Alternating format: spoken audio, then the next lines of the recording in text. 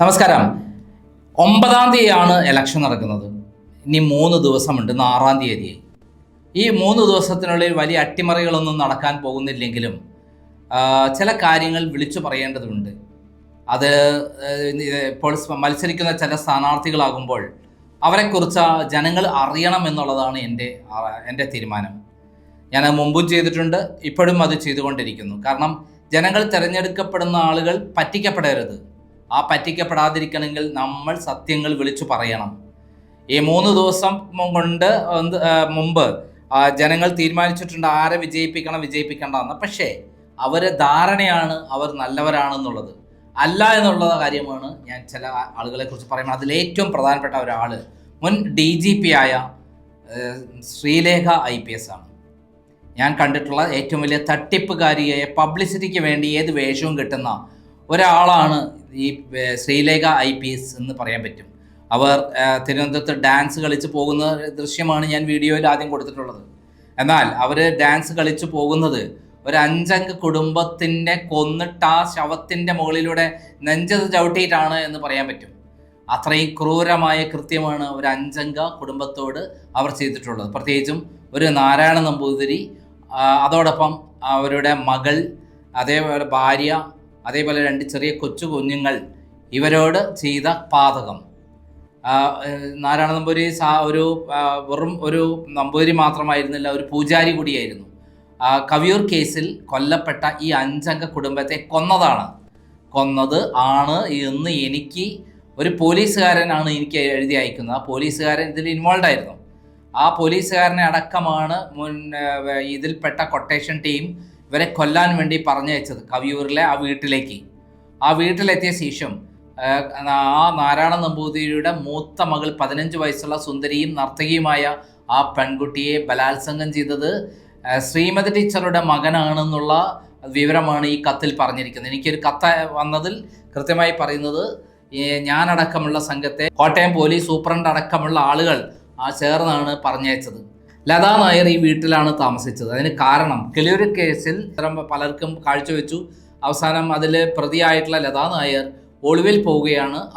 അങ്ങനെയാണ് കവിയൂർ കേസിലെ 15 വയസ്സുള്ള പെൺകുട്ടിയായി അസാമാന്യ വളർച്ചയുള്ള ശാരീരിക വളർച്ചയുള്ള ഈ പെൺകുട്ടിയിൽ കണ്ണുവെച്ച അവർ ആ കുട്ടിയെ പലർക്കും വെച്ചത്. അങ്ങനെയുള്ള സംഭവത്തിൽ ഇവർ പിന്നീട് ഈറോഡിലേക്ക് സ്വന്തം മകളുടെ പഠനത്തിന് പഠിക്കുന്ന സ്ഥലത്തേക്ക് പോവുകയും പോലീസ് പൊക്കുകയും ചെയ്തു. അങ്ങനെ കോട്ടയം പോലീസ് അദ്ദേഹത്തെ ചോദ്യം ചെയ്തപ്പോൾ പച്ചയായി പറഞ്ഞു, എൻ്റെ മകളെ ഇങ്ങനെ പലർക്കും കാഴ്ചവെച്ചതായി ലതാ നായർ തന്നെ എന്നോട് പറഞ്ഞു തന്നിട്ടുണ്ട്.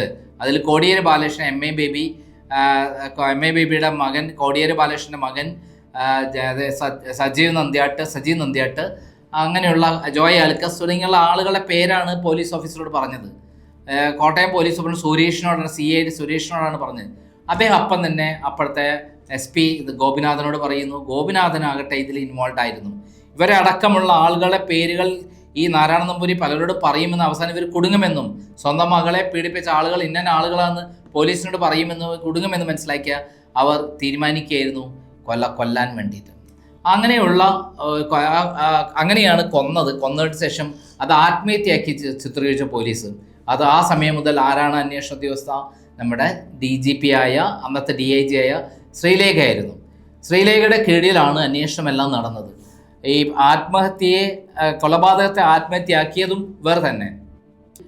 മദ്യവും വിഷവും കഴിച്ചിരുന്നു, എന്നിട്ട് കെട്ടിത്തൂങ്ങി മരിച്ചു എന്നാണ് പോസ്റ്റ്മോർട്ടം റിപ്പോർട്ടിൽ. ഒരു കാരണവശാലും ക്ലോറിപൈറഫോസ് എന്ന് പറയുന്ന കീടനാശിനിയും മദ്യവും കഴിച്ചാൽ കെട്ടിത്തൂങ്ങി മരിക്കാൻ കഴിയില്ല.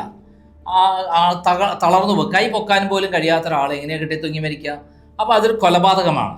ഇത് ആത്മഹത്യയായി ഒന്ന് ഇവർ ചിത്രീകരിച്ചു. രണ്ടാമത് പോസ്റ്റ്മോർട്ടം നടന്നപ്പോൾ ഈ പെൺകുട്ടിയുടെ രഹസ്യ ഭാഗത്ത് നിന്ന് ശുക്ലസ്രവവും കിട്ടി. അത് തിരുവനന്തപുരത്തെ കെമിക്കൽ ലാബിലേക്ക് അയച്ചപ്പോൾ കൃത്യമായി അതിനകത്ത് എഴുതി കൊടുക്കണം ഇത് DNA ടെസ്റ്റ് നടത്താൻ വേണ്ടിയിട്ടാണ്. ആ DNA ടെസ്റ്റ് നടന്നിരുന്നെങ്കിൽ യഥാർത്ഥ പ്രതി ആരാണെന്ന് കണ്ടെത്താൻ പറ്റുമായിരുന്നു. പക്ഷേ പോലീസ് അത് എട്ടിമറിച്ചു.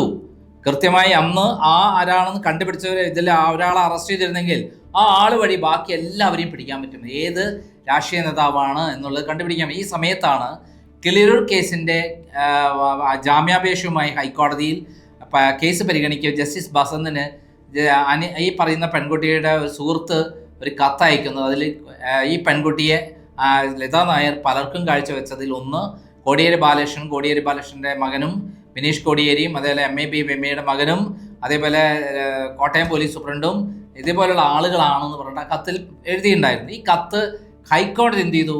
അന്വേഷണത്തിന് വേണ്ടി DIG ശ്രീലേഖയ്ക്ക് കൊടുത്തു. ആ ശ്രീലേഖ അത് പൂഴ്ത്തി വെച്ചു. ഈ കത്തിൻ്റെ ഒരു കോപ്പി എനിക്ക് കിട്ടുന്നു. സാവി മാഗസിൻ നേരിട്ട് പോയിട്ട് ശ്രീലേഖയെ കാണുന്നു. ഈ കത്ത് കണ്ട് നോട്ട് ചെയ്യുന്നു. രാജശേഖരനെ നോട്ട് ചെയ്ത് അദ്ദേഹം എന്നോട് പറയുന്നു. കൂടാതെ എനിക്ക് ഈ കത്ത് കിട്ടിയപ്പോൾ ഞാനത് ഈ കാര്യം ശ്രീലേഖ വിളിച്ചു വെച്ചപ്പോൾ ഇതെല്ലാം സത്യമാണെന്ന് പറയുകയാണ്. ഈ കത്തിൽ പറയുന്ന കാര്യങ്ങളെല്ലാം ഞാനത് പബ്ലിഷ് ചെയ്തു. തുടർന്ന് അന്വേഷണത്തിൽ ഇവരെല്ലാം കുറ്റക്കാരാണെന്നുള്ള കൃത്യമായ തെളിവുകൾ ഞാൻ കണ്ടെത്തി. എനിക്കെതിരെ വക്കീൽ നോട്ടീസ് അയക്കുന്നു കോടിയേരി ബാലകൃഷ്ണൻ MA ഞാൻ പറഞ്ഞ കേസ് ഫയൽ ചെയ്യാൻ പറയുന്നു. എൻ്റെ അടുത്തുള്ള തെളിവുകൾ ഞാൻ ഹാജരാക്കുമെന്ന് പറയുന്നു. എനിക്കെതിരെ ആരും കേസ് ഫയൽ ചെയ്തില്ല. ഇങ്ങനെ ഇരിക്കുമ്പോഴാണ് ഞാൻ CBI അന്വേഷണത്തിൽ ഞാൻ കക്ഷി ചേരുകയും അതിൽ തുടരന്വേഷണം വേണമെന്ന് പറഞ്ഞ് ഹർജി ഫയൽ ചെയ്യും.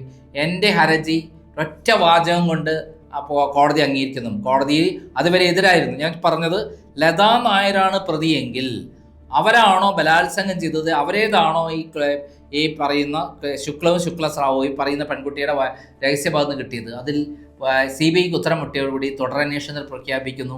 ഈ രാഷ്ട്രീയ നേതാക്കന്മാരുടെ ഇൻവോൾവ്മെന്റിനെ കുറിച്ച് അന്വേഷിക്കുന്നു. ഓരോ തവണയും ഈ നന്ദകുമാരൻ നായർ എന്ന് പറഞ്ഞ പരമചെറ്റിയായ തെണ്ടിയായ CBI ഉദ്യോഗസ്ഥൻ എഴുതി കൊടുത്താൽ എന്താ അറിയോ? അച്ഛൻ മോളെ പീഡിപ്പിച്ചു എന്ന്. ഇത്രയും കെട്ടിച്ചമച്ച ഈ പറയുന്ന പ്രതികൾക്ക് വേണ്ടി പൈസ വാങ്ങി പെണ്ണുപിടുത്തക്കാരനായ ഇദ്ദേഹം എഴുതി കൊടുത്തിരിക്കുകയാണ് അച്ഛൻ മോളെ പീഡിപ്പിച്ചു എന്ന്. ആലോചിച്ച് നോക്കൂ. അച്ഛൻ മോളെ പീഡിപ്പിച്ചെന്ന കോടതി അവസാനം എടുത്ത് എറിയുകയാണ്.